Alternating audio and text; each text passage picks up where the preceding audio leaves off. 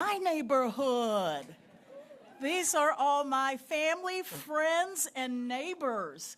I've seen you over at the Walmart. I think I met you over at Kroger. I've seen you over at the Walgreens. And I see you in my neighborhood.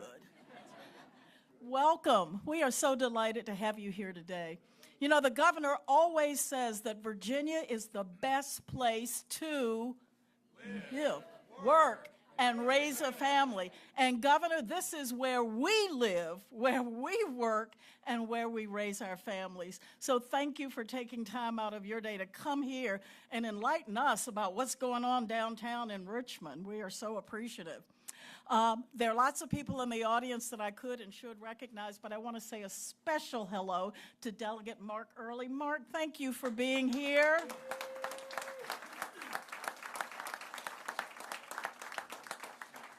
How many of you have eaten here before?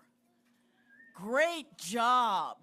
I was here the first week they were open. If you haven't tried that blueberry muffin thingy, you gotta come back and do that. And when I was here, I had no idea who the owner was. And if I had known, I would have been even more impressed. But we are here today and hosted by Rob. And Rob Thompson, boy, what a career you've had. We are so grateful for your service to our country. Not only do you own an incredible franchise, but you have served us both in the military, and I think because of the work that you've done on the local school board, what you've done on the military, and now trying to run a business here in the Commonwealth, you have a very unique perspective. I'm sorry Carla isn't here. His wife Carla is charming and wonderful, and when you come in, because you will, right? Okay.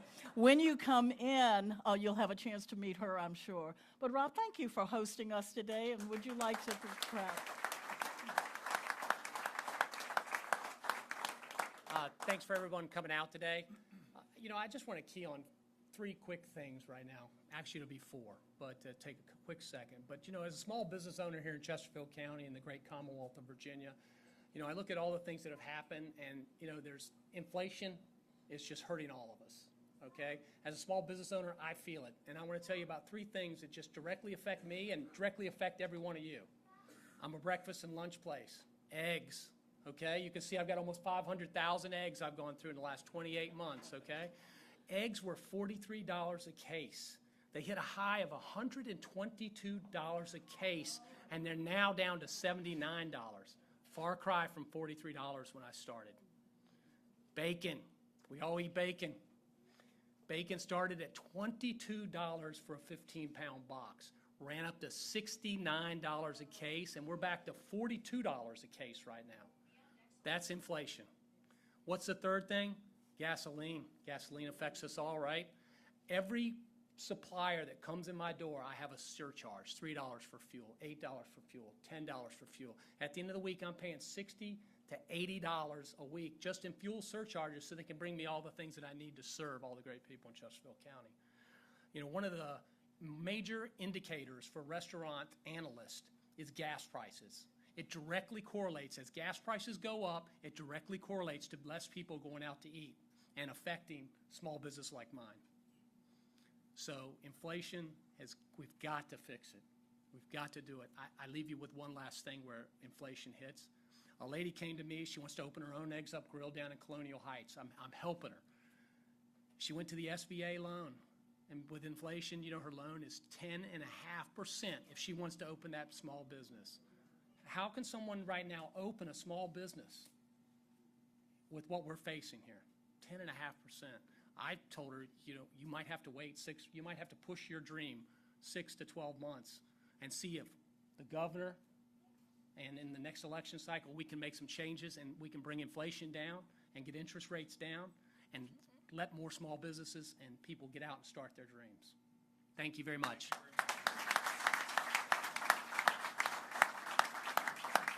I think, Rob, you're a perfect example of sometimes those of us who live comfortably out here in the burbs don't really understand the impact of what happens down in the General Assembly and sometimes what happens in Washington and how it affects us in real ways.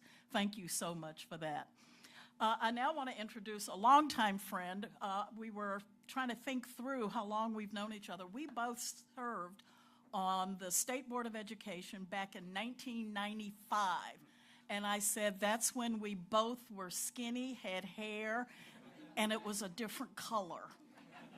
But we survived. We did indeed. And as a longtime friend, I've had the opportunity to watch Lee and what he's done for those of us who live here in this area.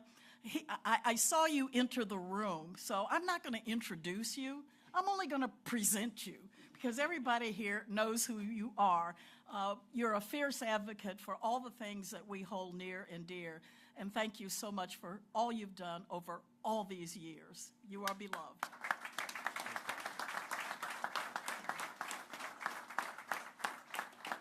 What a wonderful way to come in. And to the 72nd House District, by the way, you are here and come back often. Let me just offer a couple of observations from my perch as a member of the House of Delegates and having served on the committees that consider tax policy. In the House of Delegates, that's the House Finance Committee. And I want to say a little bit about the process because that too is important in what we do. The centerpiece of the final budget that was passed on Saturday this last weekend is revenues that would alter a compact and forward-looking program that the governor put forward, and it has metastasized. It is having to do with a digital tax, but the final way it was put together is over twice what the governor put in his proposal. It includes business-to-business taxes, which are one of those hidden taxes, much like what Rob was telling us about inflation.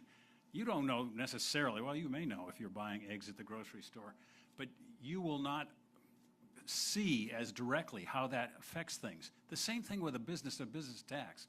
That affects all of us. We may not feel it. It's hidden, but it still affects all of us.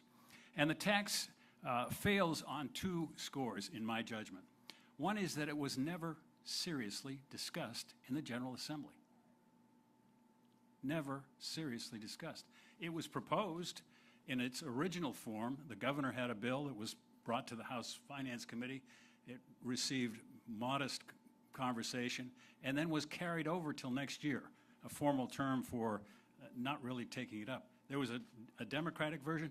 That didn't even get discussion to be carried over for next year on a voice vote. The Senate, I suspect, was probably not much more than that. It fails on that first score. The digital tax that was adopted in the final budget fails on a second score, and that is that, as has been mentioned already, it wasn't contextualized by having income tax decreases, which were part of the package that the governor sent to us. I remember when he first proposed this back in December, I was talking to one of my Democratic colleagues, and I said, listen, the governor has got a modernizing of the tax structure that we haven't seen for a long time. It recognizes that we no longer go to the store to pick up a video. We get it streaming. We get it in a different way. And this tax recognizes our new economy and faces up to that. But what the finally adopted budget does is takes that out. And it will ineluctably drive up costs and hurt our economy. People who pay attention to these things tell me that there are companies looking at this, and if this were to go forward, it is one thing that will discourage them tremendously in ways that probably the governor can give us more detail on. I'm hoping and looking forward to the course correction that the governor will be making shortly, and I'm glad you're here to be with us and consider these things and to encourage him and us as we go forward. Thank you. Thank you, Delegate Ware. I mentioned earlier I have to keep my grass cut because I have some really fancy neighbors. I bet my own lawn. I am so delighted to be here. And, there's this generational thing. You know where I run into, Glenn?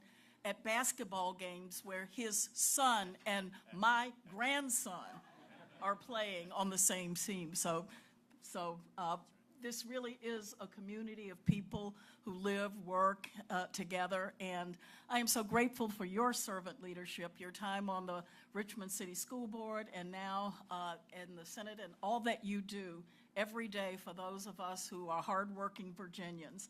And we'd love to hear from you, and thank you for being here today. Thank you, Madam Secretary, and thank you, Governor, for putting this together. I don't know if you all heard President Biden the other day. He said that America has some of the lowest inflation in the country. Not exactly sure what that means, but the inflation is bad, and we all know it. I don't know about you all, but we don't do a whole lot of our grocery shopping at the Publix or the Kroger anymore. We go around the corner to the Aldi, because it's a lot cheaper. And we've been doing that for several years. We've got a large family, 4 kids. Lori and 2 of our kids, Emily and Noah, are here. But everything's gotten so much more expensive for all of us, from food to gas to everything that we buy.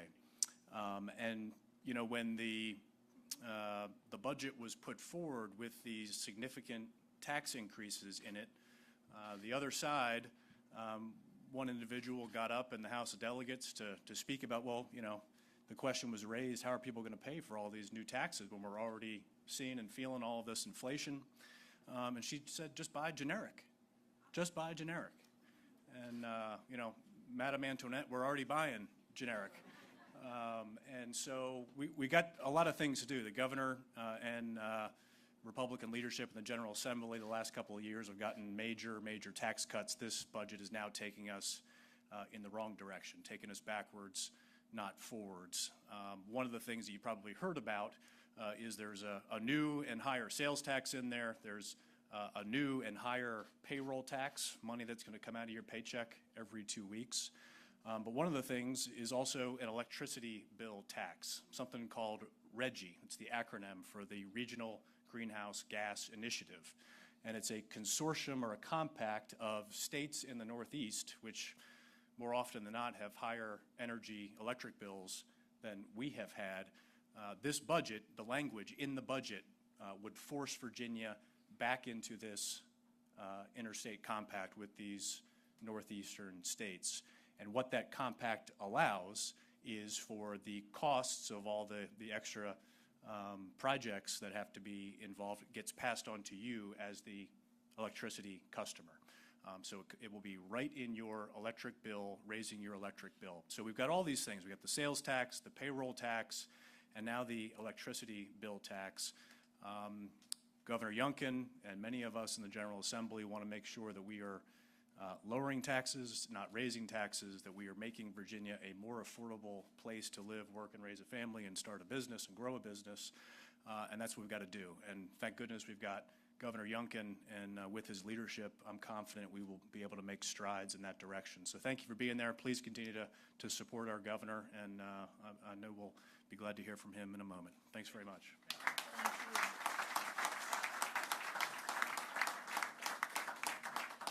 Friends and neighbors, you know, I've known, as I said, many of you for many years, and I am at a stage in my life where I get to say whatever I want to say, do whatever I want to do. And so the remarks that I'm about to make right now are not gratuitous in any way. They're real. I've worked for many politicians in my life, gotten to know many of them very well. None have I enjoyed serving more than our current governor, Glenn Youngkin.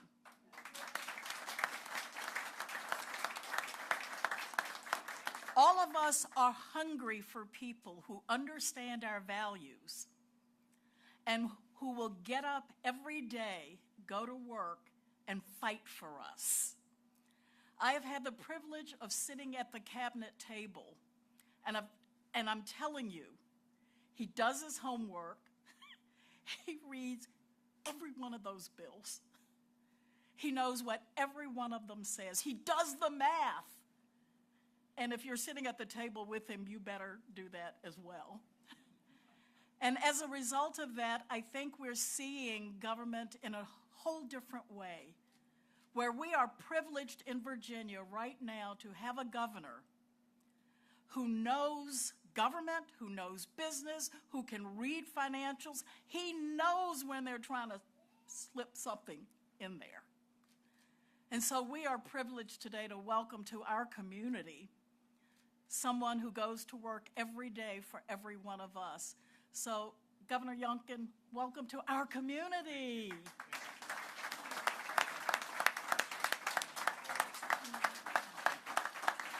Thank you. Thank you, thank you. Thank you all for coming out. I hope everybody had a chance to get some eggs. You know, at the end of the day, I've had a lot of jobs. My favorite job of all time was breakfast cook. And I was 15, I needed a job. And I started out washing dishes and taking out the trash. And I'll never forget the day that the gentleman that ran the coffee shop that I worked in came to me and said, one of our short order cooks has had to leave. Do you know how to cook? And I looked him square in the eye and I said, yes, sir, I do. And then that night I went home, I grabbed my mom and I said, hey, Mom, you got to teach me how to cook fast. And it was just the best thing. And I still love flipping eggs, flipping pancakes, and watching people smile at breakfast. And so thank you for all that you do in order to bring smiles to people's face. And this is an extraordinary place, but it's not the place that matters, it's the people that matter. And so thank you, thank you, thank you. Kayla. So this is Kayla. And if Nyla, will you stand up for me? So this is Nyla, and I just want to talk a little bit about what happens when people come in here and are part of a community. Nyla's in here, and a woman ends up in distress. And Nyla, who's a student at VCU, gets up and saves her life. And this is what a community is, but most importantly, Nyla, I just want to thank you for being willing to jump to problems when a lot of people run away from them, and truly, truly changing someone's life. So thank you, Nyla. Yeah, thank you. Amazing. What an amazing story. Folks, I mean, people do things like this, and we all act like, oh, they're supposed to. That is a hero. That is a hero at work, and I'm just so impressed by you, and thank you, thank you, thank you. Listen, we're here to talk about a really important topic, and that topic is our budget. And the budget of Virginia is not just a stack of numbers. There's things that go on in this budget that impact all of us, all of us. And I believe that the budget is the most important piece of legislation every year we deal with. And therefore, it's important that we know what's in it. And it's important that we express a view about what's in it. And this budget that has been presented to me takes Virginia backwards. And it takes Virginia backwards on many, many, many fronts. But I just wanted to make sure that we all know what's in this budget that was presented to me, because I can't let it happen. Because we have made so much progress over the course of the last 2 years together. And let me just frame the project, the progress that we have made over the last 2 years. So when we came together in January of 2022 to get started, Virginia was in a very different place. We were bottom third in the nation in job growth. We had small businesses that were failing across the Commonwealth, failing because they had been shut from Richmond and told you're not allowed to be open. We had schools that had been shuttered for far too long, and in fact, I think we were 47th in the nation in getting our schools back open, getting our kids back in the classroom. And we had a Virginia that had a 20-year high in murder rate. That was the Virginia that we came together around, and we charted a course together. And that course together had some foundational elements to it.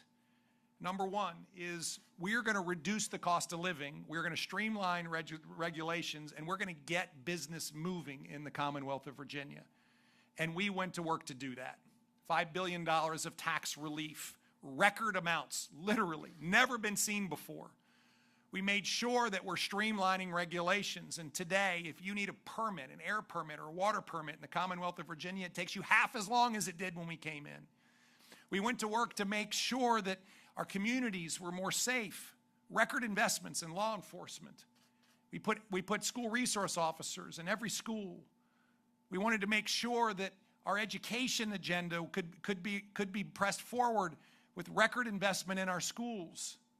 We really did catch teachers up in the Commonwealth of Virginia and what they're being paid. I mean, over a three-year period, the 17% raises for our teachers. So important. And I say this because I hope it resonates that there is not an either-or moment. It's an and moment. You do not have to raise taxes. In fact, you can reduce them and have record investments, because guess what happens when you turn on the Virginia economy? It absolutely roars. And as a result of that work over the last 2 years, we have 200,000 people working today that were not working just 2 years ago. 200,000. Now, let me be clear. There has not been an administration that has had that kind of job growth in 4 years. And we did it in 2. Not me, us. It was all done on a bipartisan basis. It had to be, because that's the Virginia that we live in and have lived in for a long time. We can do this. 200,000 more people working. A record number of people working in Virginia than ever before. Never have there been this many people with jobs. And labor participation at a 12-year high. What does that mean? That means all of those folks that disappeared from the labor force during the pandemic came back, and even more. That's exactly what we need to be doing, which is creating opportunity in the Commonwealth of Virginia. Creating that Commonwealth with no rivals, where young people can say, I want to live here when I graduate from VCU and build my life because there's great jobs, where people move here from other states. That is the Commonwealth that we are building together. And so in 60 short days, our General Assembly is trying to undo that. They're trying to take us backwards. And at the top of the list is a budget, this important 2-year budget, that instead of including the tax relief and decrease and restructuring that I included, which was going to provide $1 billion of tax relief to Virginians, they wiped all that out and put in $2.6 billion of tax increases on Virginians.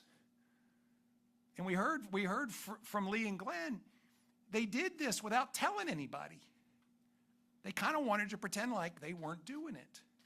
But let's just be clear, $2 billion of sales tax increases across the Commonwealth of Virginia is going to show up in everybody's shrinking wallet.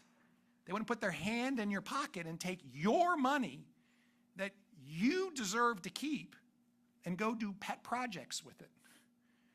And then, of course, this issue with our electricity bills is absolutely untruth day in and day out when they talk about this RGGI program.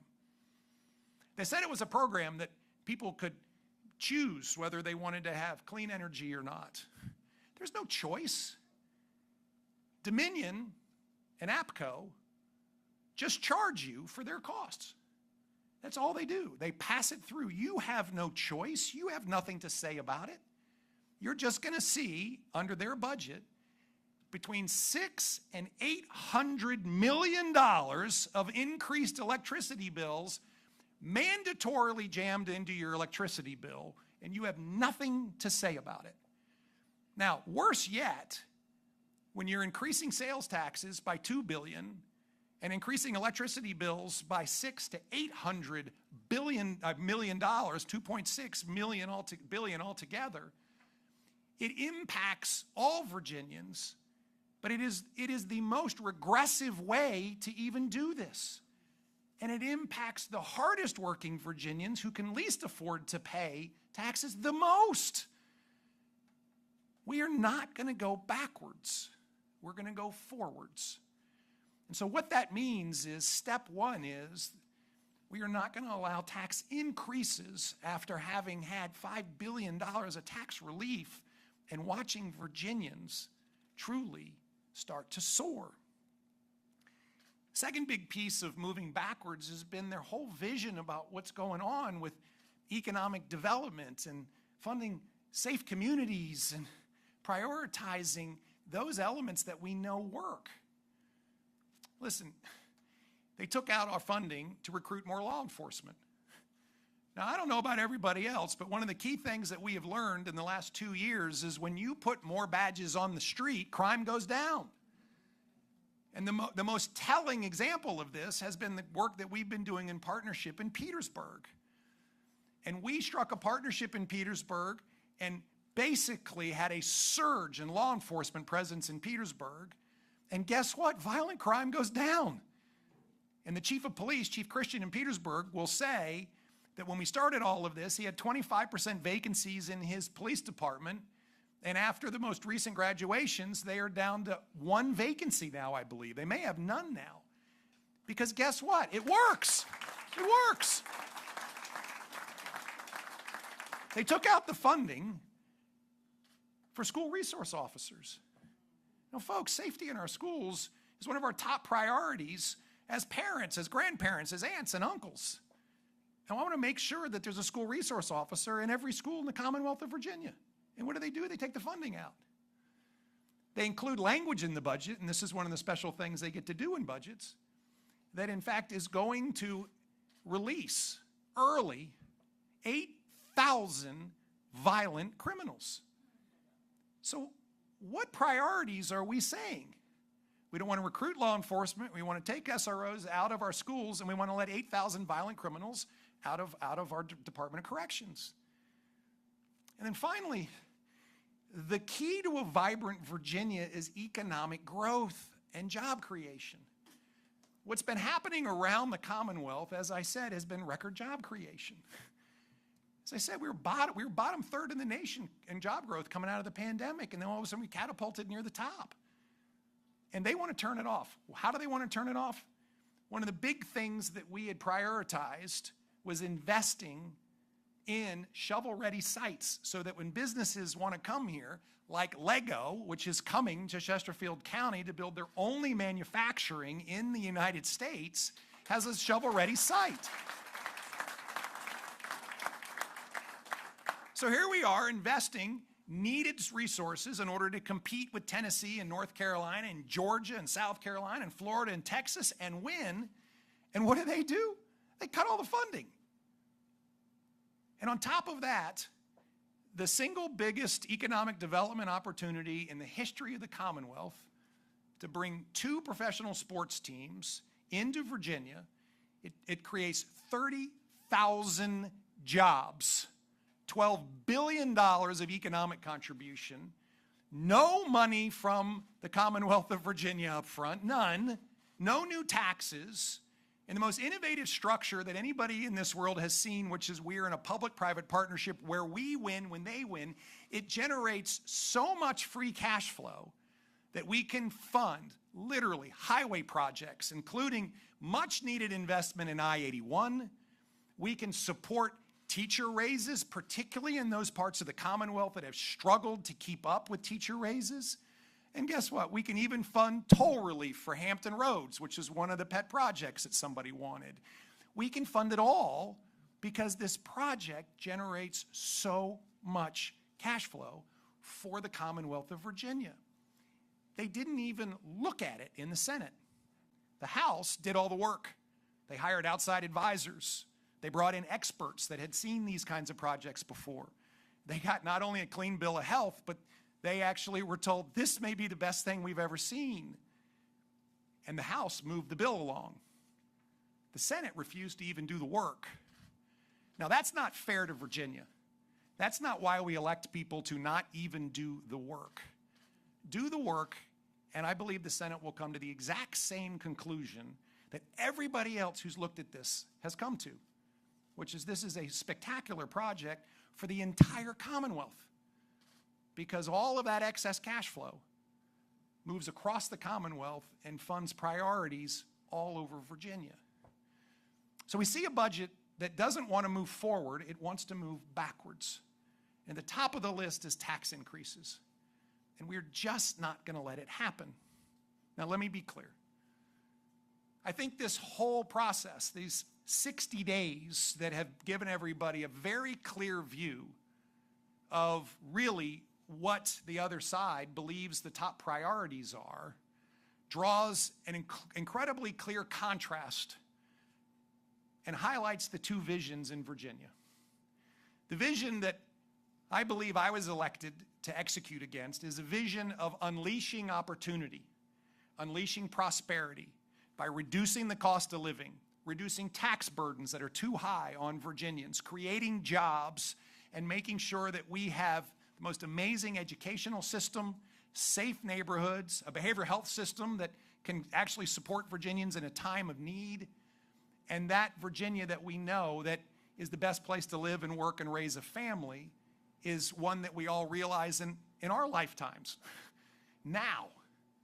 And that's the Virginia that we have been building, and results matter, truly matter. And that's the Virginia we've seen over the last 2 years.